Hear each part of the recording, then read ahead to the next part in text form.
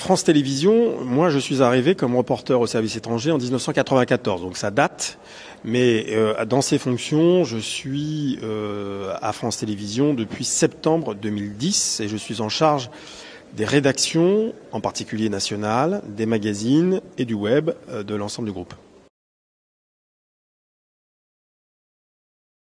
L'audience, on l'a pas exactement encore dans les détails. Ce qu'on peut vous dire, c'est que nous étions un peu dans les tréfonds du classement de l'audience des différents sites et qu'on est aujourd'hui dans les 15 premiers.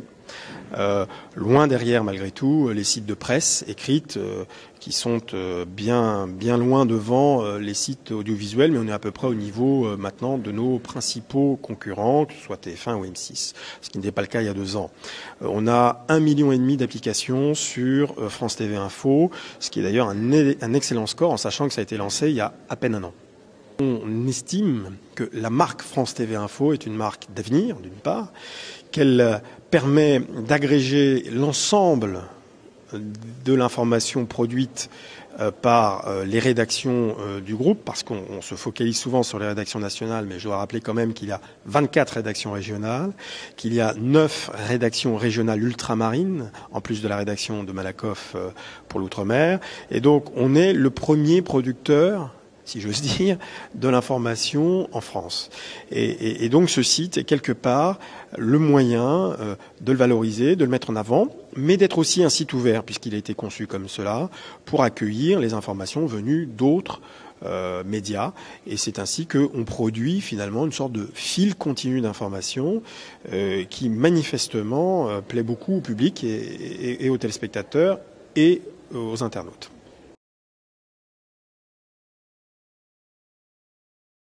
Il y a forcément une histoire différente. D'abord parce que, comme vous le savez, France TV Info est un flux continu, qu'on pratique le live, qu'on pratique notamment, on l'a dit, le fact-checking, donc le dialogue avec le public et ce qu'on appelle l'audience.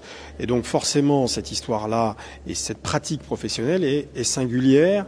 Et je pense que c'est aussi une des raisons pour lesquelles un certain nombre de personnes sont venues de l'extérieur pour nous apporter cette expérience. Pour autant, ceux qui sont à France Télévisions ont toute leur place. Nous avons lancé d'abord présidentielle 2012, puis législative 2012, qui a employé un certain nombre de personnes venant de France Télévisions et qui maintenant sont dans le web. Nous avons Géopolis. Nous allons développer la politique des blogs qui sera ouverte notamment à un certain nombre de signatures de France Télévisions. Donc moi je crois qu'il va y avoir, il doit y avoir absolument, c'est une perspective de quelques années, c'est certain, une appropriation absolument nécessaire du numérique par l'ensemble des collaborateurs des rédactions du groupe, mais c'est un travail effectivement de communication, de formation. Il faut que les médias traditionnels et ceux qui y travaillent prennent conscience que le numérique est un formidable pari et que si on veut le relever, il faut que tout le monde se sente concerné et mobilisé.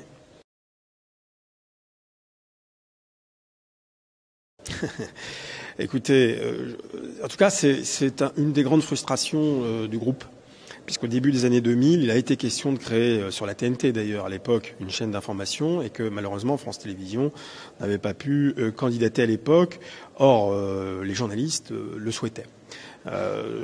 Et donc, est-ce qu'il s'agit de, à terme, produire une chaîne d'information? En tout cas, on en aurait et les moyens et la production, comme je vous l'ai indiqué, compte tenu, je vais vous donner juste une statistique, chaque jour, au sein du groupe, plus de 100 journaux sont produits. Plus de 100.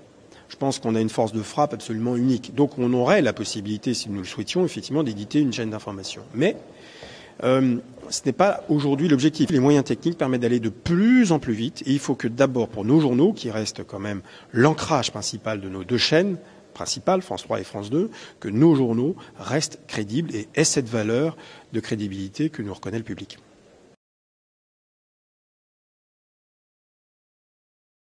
Alors, d'abord, ce n'est pas la première, malheureusement, j'allais dire. Je croisais tout à l'heure un ancien directeur de la rédaction de France 3 qui en a eu 2. Quand je suis arrivé en septembre 2010, il venait d'y avoir aussi une motion de défiance. C'est un mal récurrent. Donc ce mal récurrent est lié à l'identité de la rédaction nationale de France 3 à l'intérieur de la chaîne et maintenant à l'intérieur du groupe. C'est que sommes-nous et que pouvons-nous faire à l'intérieur de ce groupe? Et il y a toujours une inquiétude sur la pérennité de cette information nationale. Alors moi, je vais vous dire là plusieurs choses simples. Premièrement, il y aura toujours des éditions nationales sur France 3. Pourquoi? Parce que c'est nécessaire, c'est une question de statut pour France 3. Et l'audience marche. Parce que on parlait des succès de France 2. Je voulais juste vous dire quand même que le 19-20 de France 3 a progressé de 250 000 téléspectateurs depuis 2 ans, dans un contexte d'une chaîne qui est quand même à la baisse. Donc, il y a un effort remarquable qui a été fait par les équipes de l'encadrement de la rédaction nationale de France 3. Il doit se poursuivre. Il y aura donc toujours des éditions nationales. Simplement, il faut qu'il y ait des lignes éditoriales davantage affirmées et en adéquation avec les chaînes. France 3 s'est définie comme une chaîne des régions, de la proximité, des territoires. France 2 comme la chaîne de l'événement. Il faut que les journaux, il faut que les rendez-vous d'information correspondent à ces lignes éditoriales. Ensuite, il y aura nos organisations. Nous avons commencé un important travail de synergie et de mise en commun de nos moyens afin d'éviter les gaspillages, les doublons. Envoyer 3-4 équipes au même endroit pour finalement faire 20 secondes d'image et un bout de son qui sera diffusé dans tous nos journaux. Nous avons décidé de rationaliser tout ça. Cela provoque des grincements, cela provoque des oppositions, mais il va falloir les dépasser car nous ne pourrons pas revenir en arrière dans un contexte budgétaire très contraint. La ressource publique va diminuer, nous le savons, et France Télé doit s'organiser en fonction de cette contrainte. Si nous ne le faisons pas, il sera alors réellement question de la survie de nos rédactions.